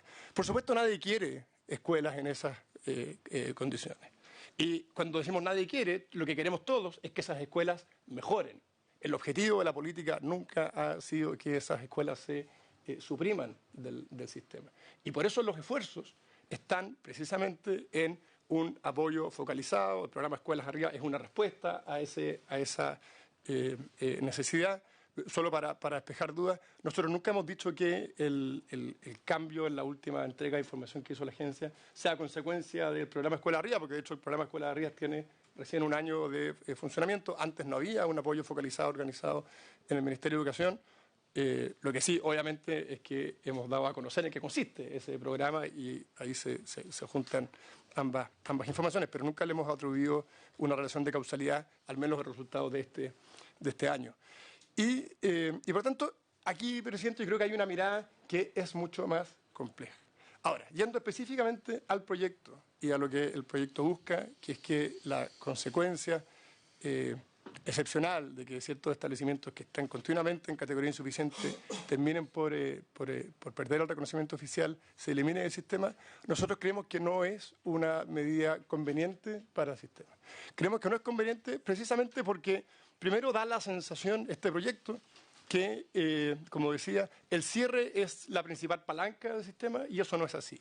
El apoyo es la principal palanca, la información es la principal palanca, el foco en los aprendizajes es la principal palanca del sistema, no el cierre. Ahora, si se da que ciertas escuelas que están en estas condiciones, que lamentablemente tienen resultados que son muy negativos, estamos hablando de resultados como, por ejemplo, el 18% de un niño en cuarto básico de una escuela en categoría insuficiente, solo el 18% sabe restar con canje en cuarto básico. Una cosa muy precisa, digamos. Ustedes dirán, estoy haciendo una presentación tremendamente estrecha de las necesidades. No. Y me van a perdonar, pero no es estrecho pensar que un niño en cuarto básico debe tener al menos la capacidad de comprensión lectora adecuada y la capacidad de poder manejarse en operaciones matemáticas básicas. Porque si no, es muy difícil para ese mismo niño alcanzar una comprensión global de lo que se espera de él en el sistema escolar. Y en ese sentido, el cierre, presidente, es una consecuencia final, de última ratio, que tiene en el foco no la mercantilización del sistema, no el pretender beneficiar a unas escuelas respecto de otras, sino que simplemente entender que cuando una escuela, pasada un periodo de tiempo prolongado, apoyada con determinadas ayudas, no ha logrado modificar sus resultados de aprendizaje, es importante dar una señal clara al sistema para que las familias que están en esa escuela conozcan cuáles son esos resultados y tengan y se movilicen hacia alternativas inmediatas que les presten una mejor atención. Ustedes saben además que el cierre no solo es excepcional respecto de la ordenación o de las condiciones de ordenación que deben cumplir los establecimientos, sino que además dice relación con la oferta disponible. Cuando no hay oferta disponible cercana, la alternativa no es el cierre, sino que es más bien una reestructuración dentro del mismo establecimiento. Por lo tanto, hay otros espacios. Insisto, el cierre o la pérdida del reconocimiento oficial es una opción de última ratio dentro del sistema de aseguramiento de la calidad. No es el eje principal que lo moviliza y, al contrario, creemos que eliminar esa alternativa puede significar un efecto negativo, fundamentalmente para los niños que asisten reiteradamente a esas escuelas y que no encuentran opciones de mejora. Gracias, presidente. Muy bien, muchas gracias, subsecretario. Quedan 15 minutos para la sesión, entonces yo les pediría, quiero poner en votación el proyecto. Entiendo que pueden haber preguntas o comentarios y agradezco las presentaciones, fueron largas presentaciones, además nos dejaron sus documentos, pero por el tiempo, si no, no vamos a alcanzar. Entonces, quería... senador. Gracias. De otro tema, sí, tiene que ver con la PSU. Todos sabemos que la ley 21.091, ¿no es cierto?, establece todo un proceso de un sistema de acceso, tanto para educación universitaria como también educación técnica y profesional. Establece también los comités de acceso. Hay todo un debate a propósito de lo que ocurrió con la PSU en 64 establecimientos, que por supuesto no respaldamos que se haya visto afectado eso en absoluto. Creo que eso finalmente perjudica a los estudiantes. Yo creo que hubo declaraciones ahí también muy responsables de parte del Colegio de Profesores, me pareció haber escuchado en esa misma línea. Creo que esto puede efectivamente aumentar más la brecha con los estudiantes más carenciados y hay que resolver eso. Entonces, pero también nos interesa ver cuál es la señal que estamos entregando. La ley 21.091, si no me equivoco, la educación superior, es muy clara en señalar de que esta es la última PSU. Y eso hay que plantearlo así, con esa claridad y ver cuáles son las acciones que estamos llevando adelante para que esta sea la última PSU y el proceso de admisión 2021 sea con instrumentos completamente distintos. Entonces, en ese sentido, quisiera proponer, presidente, que pudiéramos solicitar al Ejecutivo, al Gobierno, que nos envíe todo el cronograma, todas las acciones que se han hecho y que estaban mandatadas en dicha norma. Oficio. La comisión, la solicitud de información. Sí, senador García. Quizás complementando la propuesta del senador Quintana, yo creo que sería conveniente que la próxima semana o la subsiguiente nos reuniéramos con los rectores de las universidades, el DEMRE, por supuesto también con el Ministerio de Educación, porque estrictamente la administración de este sistema lo tienen más bien las universidades y concretamente el DEMRE. Entonces, creo que nos pueden orientar mucho cómo se ha avanzado, cómo se va a mirar el nuevo proceso. Vamos a tener también más claro qué es lo que ha ocurrido, porque una cosa es lo que había ocurrido hasta ayer, otra cosa es las situaciones que han continuado en el día de hoy. Entonces, creo que eso nos va a permitir tener una mirada un poco más amplia respecto de lo sucedido y respecto de lo que podemos hacer hacia adelante.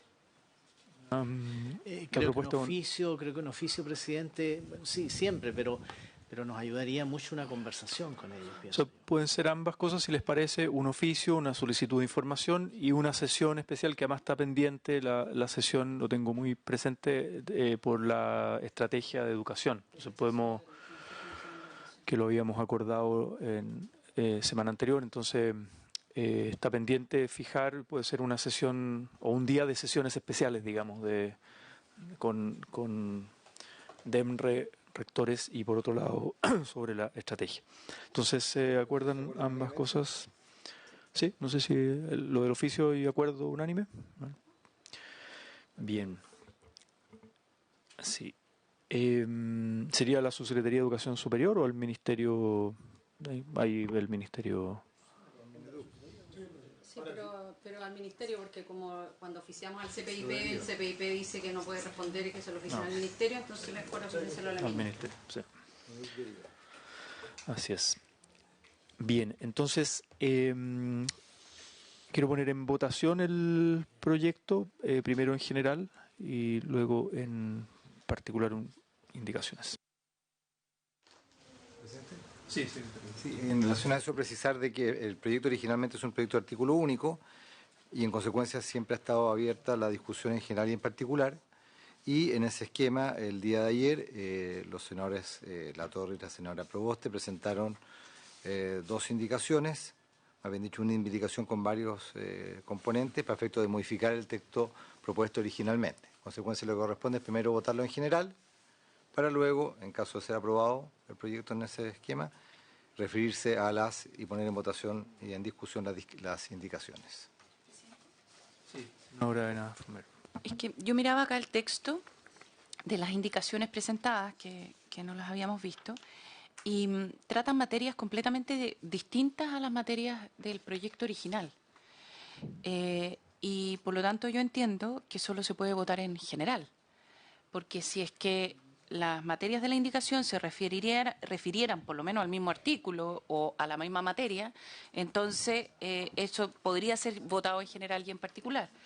Pero según el artículo 127 de nuestro reglamento, cuando el proyecto se trata de distintas materias, y en este caso se refiere a materias de información a los padres y apoderados, se refiere a materias como las facilidades del transporte, entonces yo entiendo que se tiene que votar solo en general, y quisiera un pronunciamiento de la Secretaría respecto al tema. Senadora Yana Proboste, y después le pedimos al secretario. Muchas gracias. Para aclarar el comentario que se ha hecho, esto tiene que ver con el mismo proyecto de ley. Estamos haciendo referencia a la misma norma, estamos haciendo referencia a la agencia de calidad, y lo único que estamos señalando es que tal como hoy día la agencia solo está obligada a informar a los apoderados respecto de la categoría de ordenación de un establecimiento cuando está en un desempeño insuficiente, lo que estamos diciendo es que informe a todos los apoderados en las distintas categorizaciones en las que se encuentran los establecimientos educacionales, por una parte. Y por otra, también tiene que ver con lo referido a la misma materia. Entonces, yo la verdad no veo qué proyecto de ley estamos leyendo, porque tiene que ver con la misma presentación que hemos hecho respecto de este proyecto de ley. Y sigue siendo un proyecto de artículo único. Secretario, si nos puede... Gracias. Lo que pasa es que son dos temas diferentes en mi concepto. Uno es el tema de la forma en que se discute el proyecto en virtud de la estructura que tiene el proyecto. Los proyectos de artículo único se discuten en general y en particular, si es que obviamente así lo acuerda la Comisión, y la Comisión también puede, en los proyectos de artículo único, determinar que se discutan solamente en general. Esa por una parte, y tradicionalmente lo que siempre se hace en el Senado es que los proyectos de artículo único se discuten en general y en particular. Lo que ha planteado la senadora Fonbehr respecto de que no se consideran artículo único son aquellos proyectos que, no obstante comprender un solo artículo, contengan disposiciones relativas a distintos temas. El proyecto no tiene, el proyecto originalmente planteado no tiene cuestiones consideradas a diferentes temas, es solamente un tema, que es evitar el cierre del colegio, más bien dicho, evitar la decisión de quitar el reconocimiento oficial cuando sean calificados como desempeño insuficiente. Otra cosa es que, y eso lo determina el presidente, es que las indicaciones que se presenten al proyecto sean declaradas admisibles o sean declaradas inadmisibles en virtud del contenido de las mismas. Pero no porque usted puede determinar que pueden estar fuera de las ideas matrices, por ejemplo, el proyecto. Pero esos son temas diferentes. No sé si ha quedado clara la explicación. Primero es la votación en general, y luego, si la Comisión, si el presidente estima que las indicaciones son pertinentes, se votarían. Y si el presidente determina que son inadmisibles por referirse a materias de otra naturaleza, no se tendrían que votar. Pero lo que corresponde, en consecuencia, en primer lugar, es hacer la votación en general del proyecto. Una posibilidad es que votemos ahora en general y la siguiente sesión vamos a cada una de las indicaciones. Va a la sala, solo queda. Sí, el problema de eso es que se dilata el tiempo. El problema un poco, y por las presentaciones, la urgencia de que esto está recién en primer trámite es que se aborde durante este periodo 2020, obviamente, pero ley en general, particular. O sea, yo, presidente, de verdad considero de que, y si es que es lo que plantea el secretario, entonces nos podemos ir por ese lado. El proyecto, la idea matriz del proyecto se refiere solamente al cierre de colegio. ¿Ya? Las indicaciones presentadas se refieren a la información a los padres y apoderados. Son dos materias totalmente distintas. Entonces, está bien, y es legítimo si es que no se quiere informar, si no se quiere informar a los papás, podemos discutirlo. Pero son proyectos distintos. Se refiere incluso a la posibilidad de transporte público.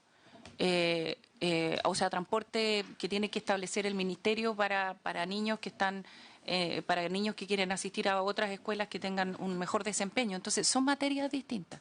Entonces, yo le sugiero, presidente, que para evitarnos porque en el fondo uno también puede hacer el punto de que son inadmisibles, ¿ya? Yo considero que son materias distintas y dado que son materias distintas, no se debiera considerar que es un artículo único. Eso es mi primera consideración. Segundo, también considero, y no se me había, en realidad no se me había, tiene razón el secretario, no puede considerar de que son inadmisibles, porque son materias que se refieren, o sea, están fuera. De hecho, a mí me llamó la atención, tengo que decirlo francamente, yo no conocía las indicaciones, ¿ya? Y cuando vi las indicaciones le digo al senador García, oiga, ¿sabe? Pero aquí también hay temas de información, son cosas distintas. Y de hecho, uno puede considerar que están fuera de las ideas matrices. Senador García. Presidente, la verdad es que este es un proyecto de extraordinaria trascendencia. Entonces, yo quiero proponer derechamente de que votemos la idea de legislar, que abramos un plazo para presentar indicaciones. Naturalmente podemos considerar las indicaciones que ya están presentadas, llevemos el proyecto a la sala y volvemos con las indicaciones. A mí me parece que eso sería lo prudente frente a un proyecto de esta naturaleza. Sí, ahora senadora Proste y después senadora. Presidente, mire, yo lamento, creo que este es un proyecto bien sencillo, pero también bien profundo. Yo creo que aquí es mejor que en la votación podamos plantear cuáles son nuestras opiniones, porque tiene que ver con una concepción de lo que significa para nosotros el valor que debe tener el sistema educativo. Entonces, plantear que la categorización es algo distinto al proyecto original no es así, porque lo que hace nuestro proyecto de ley es que evita el cierre de establecimientos por la categorización. Y por lo tanto, lo que estamos diciendo, mire, usted que por la categorización, como informa solo los desempeños insuficientes, informe por la categorización todos los otros desempeños a los apoderados. Eso es, nada más. Y como consecuencia de que estamos planteando el cierre, evitando el cierre de las escuelas, por lo tanto también se evita lo que estaba establecido en el proyecto original, que era garantizar el traslado de los estudiantes para que vayan a otro tipo de escuelas. Eso es así de simple.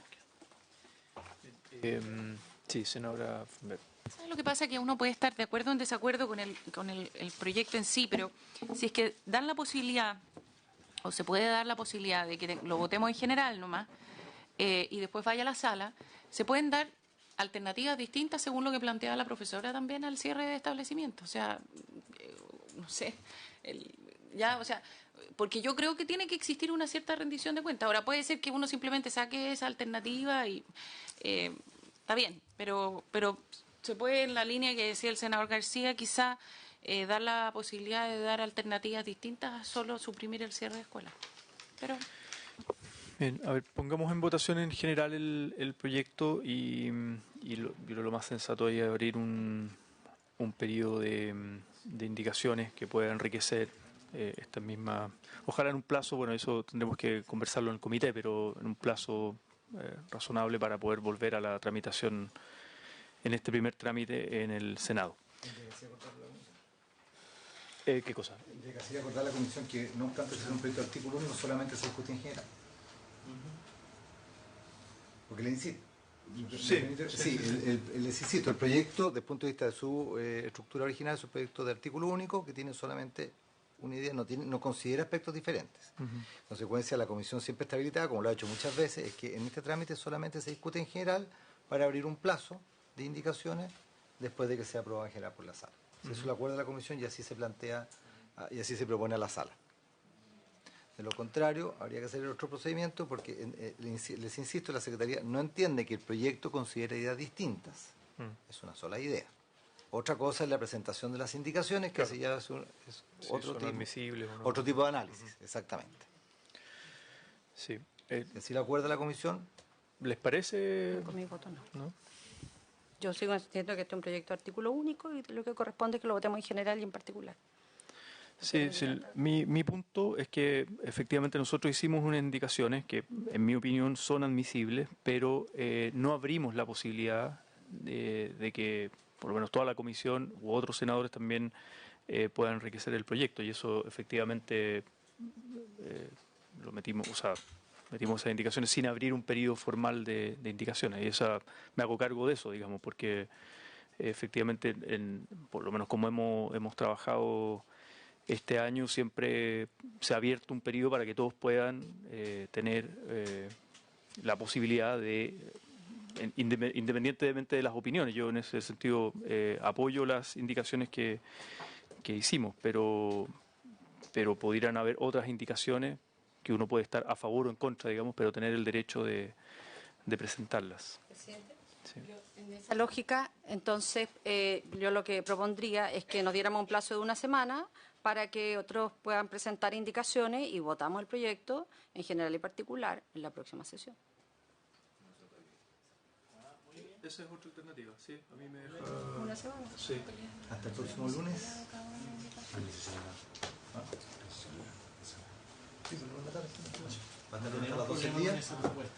Yo creo que eso a mí por lo menos me deja más tranquilo, que todos tengan la posibilidad de presentar indicaciones y las discutimos en su mérito, cada una de ellas en una semana. Entonces, el lunes 12 de Sí. enero, las indicaciones hasta las 12 horas en la comisión. Perfecto.